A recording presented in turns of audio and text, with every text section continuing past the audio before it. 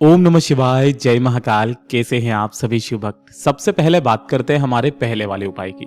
पूज्य गुरुजी ने कहा कि इस बार का जो सोमवार पड़ रहा है, इस सोमवार के दिन बन रहा है शिव योग। और पूज्य गुरुजी ने यह तक भी कहा कि अगर सोमवार के दिन का शिव योग बन जाए तो ये एक वाला उपाय करना बिल्कुल भी मत भूलना। खास करके ये पूज्य गुरुजी ने उपाय बताया था कि जब आपने काफी सारे उपाय और व्रत किए किसी कामना के लिए या किसी कार्य की सिद्धि के लिए, वो कार्य आपका हो ही नहीं रहा, आपने पूरी दुनिया के सामने हाथ फैला करके देख लिया, लेकिन जब आपका साथ कोई नहीं दे रहा तो मेरा भोलेनाथ देगा। पूज्य गुरुजी ने कहा ये एक वाला उपाय सोमवार के दिन करना बिल्कुल मत भूलना।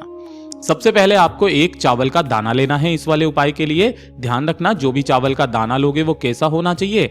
अक्षत होना चाहिए, पूर्ण, कहीं से भी खंडित ना हो। महादेव को खंडित चीज समर्पित नहीं करी जाती है। बाकी सारे मंदिरों में आपने देखा होगा कि नारियल को फोड़ करके चढ़ाया जाता है, तोड़ करके चढ़ाया जाता है, लेकिन केवल शिव मंदिर ऐसा है जहां पर नारियल को भी साबुत चढ़ाया जाता है, कभी चीज को फोड़ा नहीं जाता। एक चावल का दाना, एक सफेद फूल। अब यहां पर सफेद फूल के लिए आप गलती ना कर दो, मैं फिर से वापस बता दे रहा हूं जो मैं हर बार बताता हूं। एक सफेद फूल होता है केतकी का भी, ठीक है, और वो आसपास में बहुत इजीली मिल जाता है। आपको ये केतकी का फूल नहीं लेना है भूलवश भी। केतकी ने एक बार झूठ बोल दिया था कि उन्होंने महादेव जी का अंत देखा है ब्रह्मा जी के कहने पर, जबकि महादेव जी तो अनंत हैं। तो ये झूठ बोलने पर इनको ये श्राप मिला हुआ है कि अगर भूलवश भी महादेव की शिवलिंग पर कोई व्यक्ति इसे समर्पित कर देता है, 1000 गौ हत्या का पाप लगता है उस व्यक्ति को। ठीक है, वो किस तरीके का होता है बता देता हूं। बीच बीच में से थोड़ा थोड़ा सा पीला पीला सा इस तरीके से होगा वो, बाकी पूरा सफेद होता है। ठीक है, तो आपको एक सफेद फूल, उसके अलावा जो मिल जाए वो ले लेना, और एक बेलपत्र। बेलपत्र के लिए आपको टेंशन लेनी नहीं है। महादेव की शिवलिंग पर जो बेलपत्र चढ़ी हुई है उसे ही स्वच्छ जल से धोकर के काम में ले सकते हैं। तो एक चावल, एक सफेद फूल और एक बेलपत्र हो गया। एक वाला उपाय। एक लोटे शुद्ध जल के साथ में लेकर के पहुंचना है भोलेनाथ के मंदिर में, शिवलिंग के पास में। अब यहां पर उपाय करने का जो खास नियम तरीका है ना, वो बिल्कुल बदल दिया जाता है। पूज्य गुरुजी ने कहा एक लोटा शुद्ध जल जो आपने लिया है उसे तो साइड में रख दीजिएगा। उत्तर दिशा की तरफ में मुख करके शिवलिंग के पीछे की तरफ में बैठना।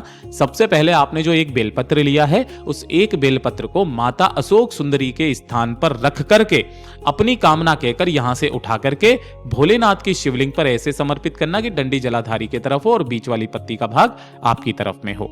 ठीक है, उसके पश्चात जो एक चावल का दाना लिया है, उस एक चावल का दाने को अपनी कामना कह करके इसी बेलपत्र के ऊपर रख देना। ध्यान रखना, पहले जो भी आपने उपाय किए थे, पूज्य गुरुजी ने कहा पहले चावल का दाना समर्पित होता है फिर बेलपत्र, लेकिन इस उपाय में आपको पहले बेलपत्र फिर चावल का दाना समर्पित करना है। और उसके पश्चात जो आपने एक सफेद फूल लिया है, उस एक सफेद फूल को माता रानी के हस्तकमल से यहां से स्पर्श कराकर जो आपने एक कलश में जल लिया है, उसी जल के कलश के अंदर इस एक लोटे के जल के कलश में सफेद फूल को डाल करके दोनों हाथों में लेकर अपना नाम, अपना गोत्र, जो तिथि पड़ रही है उस तिथि को बोलकर अपनी कामना कहकर इस समस्त जल को शिवलिंग के ठीक ऊपर ही आपको समर्पित कर देना है। श्री शिवाय नमस्तुभ्यम मंत्र का स्मरण करते हुए जो भी जल जलाधारी से बहकर नीचे की तरफ आए, अपने दाहिने हाथ में रोकना, दोनों नैनों पर अपनी कामना कहकर के लगा लेना।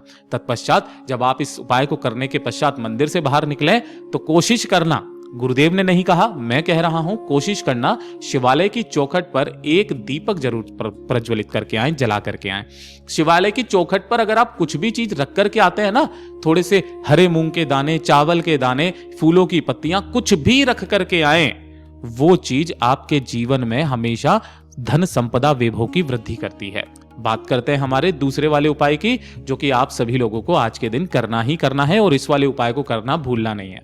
काफी सारे घरों में देखा गया है कि कभी कभी कर्ज की समस्या बहुत ज्यादा होने लग जाती है। कर्ज की ना हो तो धन की समस्या होने लग जाती है। धन की समस्याएं किस तरीके से कि धन तो आ रहा है, आता तो 98 है और खर्चा 1 रुपया हो जाता है।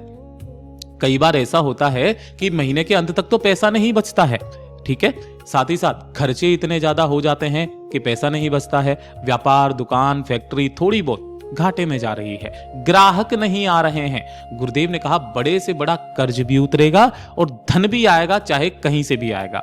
एक छोटा सा काम सोमवार के दिन करना बिल्कुल भी मत भूलना, जो आपको अपने घर पर ही करना है। गुरुदेव ने कहा था आधी मुट्ठी के बराबर ये जो काले तिल होते हैं, ये काले तिल आपको ले लेने हैं। कितनी? आधी मुट्ठी के बराबर, आधी मुट्ठी मैं यहां लिख देता हूं।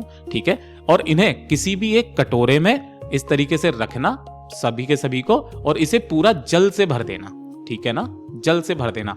यानी कि आपको करना क्या है, उस आधी मुट्ठी काले तिलों को जल के अंदर भिगो करके थोड़ी सी देर के लिए फुला लेना है। फुला लेने के पश्चात अब आपको क्या करना है, सोमवार के दिन ही इन्हें पीस लेना, पीसना है इन्हें, मतलब इसका एक पेस्ट बना लेना है। पेस्ट बना करके जो भी आपने कलश लिया है ना, एक कलश लेना तांबे का, उसी तांबे के कलश के अंदर ही इस पिसे हुए पेस्ट को रखना। खाली रह जाए तो अपने घर के शुद्ध जल से भर करके अपने पूरे घर में घुमाकर, आपके घर में जहां पर भी पानी पीने का स्थान होता है, परिंदा होता है, मटका होता है, उसके पास में इस कलश को जाकर के रख देना, ठीक है, रात्रि के समय। और उसी के सम्मुख में आपको एक दीपक जला देना है। इस चीज का ध्यान रखना कि यहां पर जो दीपक जलेगा वो लंबी बाती का जलेगा, ठीक है, और इसके अंदर या तो गाय का घी भरना या फिर आप सरसों का तेल भरना, ठीक है ना। तो इस दीपक को यहां पर प्रज्वलित कर देना, जला देना। सोमवार की पूरी रात भर इसे रखे रहने देना। जब अगला दिन आएगा ना, तो अगले दिन आपको करना क्या है, दीपक तो ठंडा हो चुका होगा, इसे तो साइड में हटा देना। जो आपने ये कलश लिया है ना, इस कलश को आपको 3 वृक्षों में जाना है, 3 वृक्षों के पास, जिसमें पहला वृक्ष कौन सा है, वो है वट वृक्ष। वट वृक्ष के पास में जब आप जाएंगे तो यहां पर आपको उस काले तिल के जल को समर्पित करना है। किनके नाम से, वटकेश्वर महादेव के नाम से। किनके नाम से करोगे, वटकेश्वर महादेव के नाम से। उसके बाद में आपको उसी कलश में से थोड़ा सा काले तिल का जल समर्पित करना है। कहां पर, पीपल पेड़ की जड़ों में। यहां पर जब आप समर्पित करोगे, किनके नाम से करोगे, पिपलेश्वर महादेव के नाम से, ठीक है। और जो सबसे अंतिम जो बताया पूज्य गुरुजी ने, बेल पत्र का पेड़, किसी भी बेल पत्र पेड़ के पास में जाना और सबसे अंतिम जल जब आप यहां पर समर्पित करोगे तो एक नाम का स्मरण करना, बस, ऋण मुक्तेश्वर महादेव के नाम का।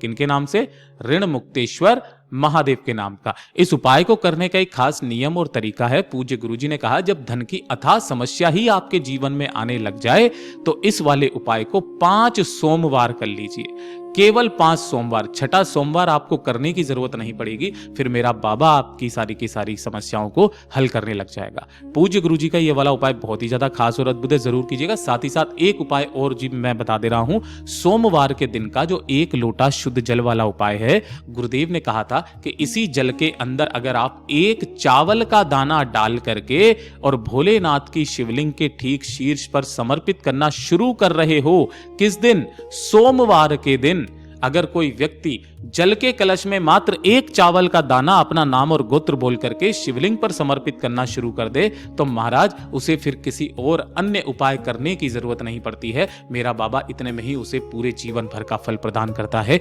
ये शिव तत्व है, मेरा शिव भोला है। पूज्य गुरुजी के सभी उपाय बहुत ही ज्यादा खास और अद्भुत है, जरूर कीजिएगा। वीडियो पसंद आए तो लाइक करना, चैनल को सब्सक्राइब जरूर कीजिएगा।